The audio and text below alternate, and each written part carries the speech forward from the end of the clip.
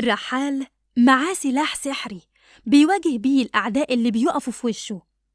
في يوم بتقف قدامه أقوى قوة للشر، وسلاحه السحري ده مش بينفع معاها، ولما بيحاول إنه يهجم عليها بيه بتضربه ضربة قوية جدا بتخليه مفقود لسنين طويلة، لحد ما بتظهر بنت صغيرة بتغير كل ده.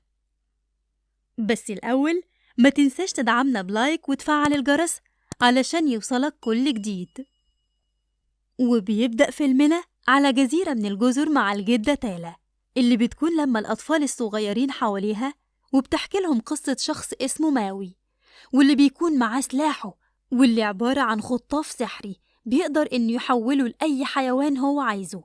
ولكن في يوم ماوي بيسرق جوهرة جزيرة تيفيتي، واللي بتعتبر قلب الجزيرة، واللي مينفعش تكون موجودة على سطح البحر من غيره. وفعلا أول ما ياخدوا ماوي بتستولى قوة الشر على المكان، وبيظهر كائن مخيف جدا بيكون هو ده تجسيد للظلام والشر، ولما بيحاول إنه يقاومها مش بيقدر، وفي الآخر بتتغلب عليه. وبتعدي 1000 سنة من ساعتها، وبيفضل تأثير قوة الشر موجود وبتسيطر على الجزر. وهنا وأثناء ما الجدة بتحكي بنشوف عين بنت من اللي قاعدين اسمها موانا بتلمع، وبتتحمس جدا، ولكن بيجي أبوها اللي بيكون دايما خايف عليها وبياخدها بعيدة عن جدتها تالا وحكاياتها عن المغامرات. ولكن قبل ما يمشي بتعرف موانا من جدتها إن في شخص واحد هو اللي هيقدر يغامر في رحلة ما وراء الجزيرة، وساعة لما يلاقي ماوي لازم ياخده ويرجع بيه للجزيرة علشان يرجع قلب تيفيتي واللعنة تنتهي. ولكن طبعا بيشيل أبو موانا من ودان بنته الكلام ده خالص، وبيعرفها إنهم على الجزيرة هنا في أمان بعيد عن أي خطر. وبنشوف موانا وهي بتلعب ناحية البحر، ولكن الغريبة إن المية بتكون بتتحرك معاها وحسب رغبتها، وأثناء ما هي بتلعب بتلاقي موانا قلب تيفيتي في المية. ولكن لما بيشوفها أبوها وهي بتلعب على البحر لوحدها بيجري عليها وبيرجعها للشط مرة تانية، وبيسيب وراها القلب وهي مش عارفة تشرح لأبوها. وبعدها بياخدها لأمها، ودايما بيثبت أبو موانا واللي في نفس الوقت زعيم القبيلة إنها هتكون القائدة المستقبلية للقبيلة، ولازم تخلي بالها من نفسها. وبتعدي الأيام وبتكبر موانا على المسؤولية دي، وبتبدأ تساعد أهل الجزيرة كلهم، لحد ما في يوم بتحصل مشكلة مش بتكون موانا قادرة تحلها، وهي إن الصيادين مش بيلاقوا سمك علشان يصطادوه. فهنا وبجراءة موانا بتعرض عليهم يصطادوا من مكان أبعد من الجزيرة، وعلى طول أبوها بيتعصب وبيزعق لها وبيقول لها إن ممنوع أي حد يخرج بره الجزيرة مهما حصل. فبتمشي موانا وهي متضايقة، ولكن بتروح وراها مامتها وبتحكي لها اللي حصل مع أبوها زمان، وبتعرفها إنه حاول قبل كده يخرج من الجزيرة هو وصديق ليه، ولكن البحر كان خطر يومها وصديقه غرق وهو أنقذ نفسه.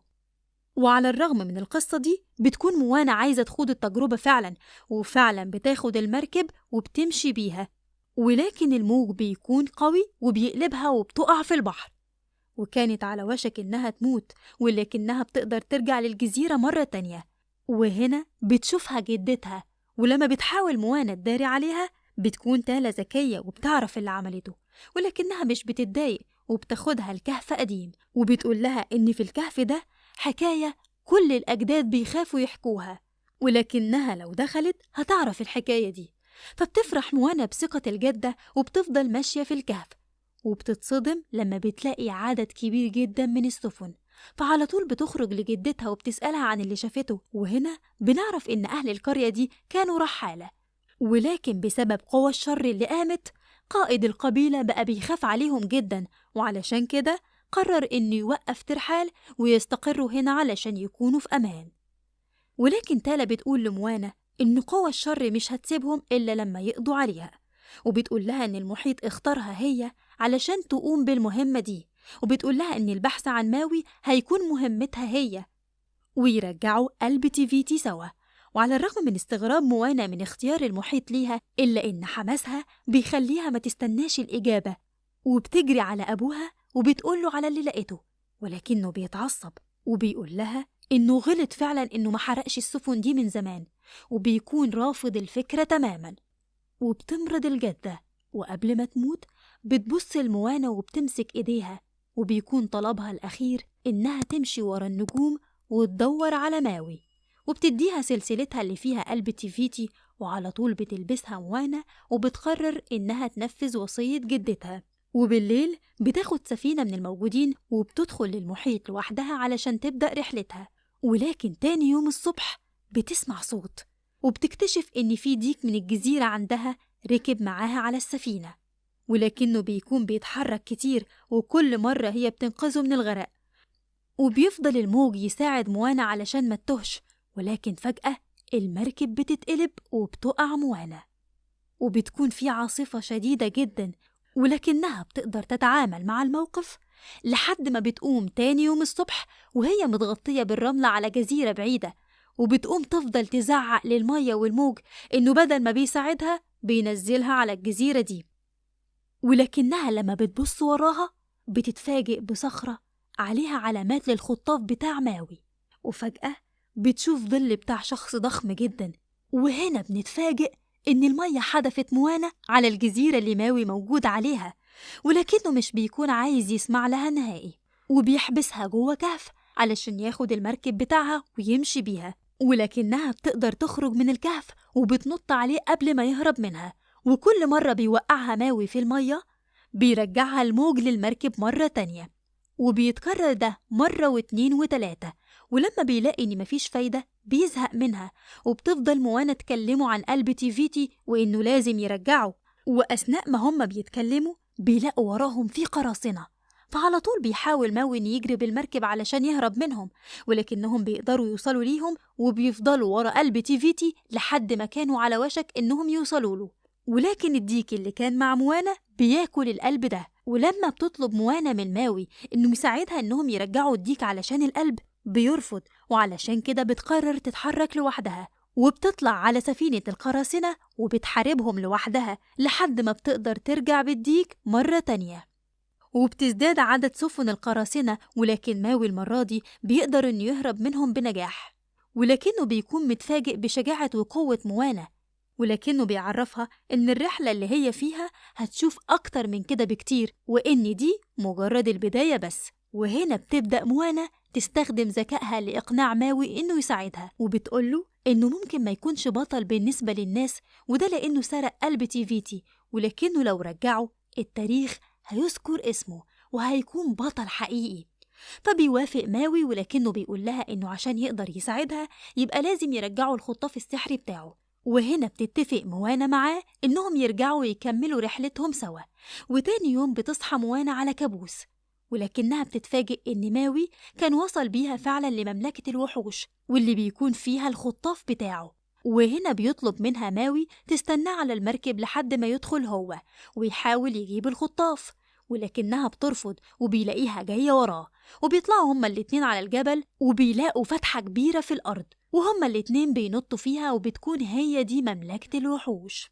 وبيكون المكان خطير جدا، ولكنهم بيقدروا يهربوا لحد ما بيوصلوا للملك، وبتنجح خطتهم إنهم يلهوه لحد ما يلاقي ماوي الخطاف بتاعه، وبياخد موانا وبيهرب بيها وبيشكرها إنها ساعدته. وبالليل بيكونوا على ظهر المركب وبيحكي لها ماوي قصته إن أهله سابوه في البحر، ومن بعدها استخدمته قوة الخير في مواجهة الشر واديته الخطاف السحري، ولكنه حس بعد كده إن اللي عمله مش كفاية ومش مرضي للناس، وعلشان كده قرر من ساعتها إنه ما يساعدش الناس مرة تانية. وهنا بتعرفه موانا إن مش قوة الخير هي اللي خلته بطل، ولكن أفعاله هي اللي خلته بطل.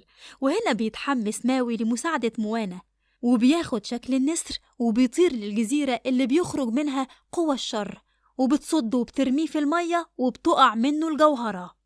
وأثناء ما هو في المية قوى الشر بتهجم عليه، وهجومها بيحرق الخطاف بتاعه، وبيكون ماوي حزين جدا وبيوجه اللوم لموانا اللي كانت مصرة على اللي في دماغها، وبيرجع لها الجوهرة مرة تانية وبيتحول لنسر وبيسيبها وبيطير بعيد. وهنا بتنهار موانا وبتتكلم مع البحر وبتقوله إن أكيد اختار الشخص الغلط، وبترجع له الجوهرة وهي بتعيط. ولكن فجأة بيظهر نور مشع، وبتكون دي جدتها اللي بتقول لها إن البحر مش بيختار غلط أبدا. وهنا بتغير موانا رأيها وبتنزل البحر علشان تدور على الجوهرة، وبتقرر ترجع على الجزيرة مرة تانية، والمرة دي بتكون مش عايزة تستسلم مهما حصل، وبتفضل تلف حوالين الجزيرة لحد ما بتقع في المية، وبتكون واقعة في ورطة كبيرة، لحد ما فجأة بيظهر ماوي مرة تانية علشان ينقذها ويواجه قوى الشر معاها.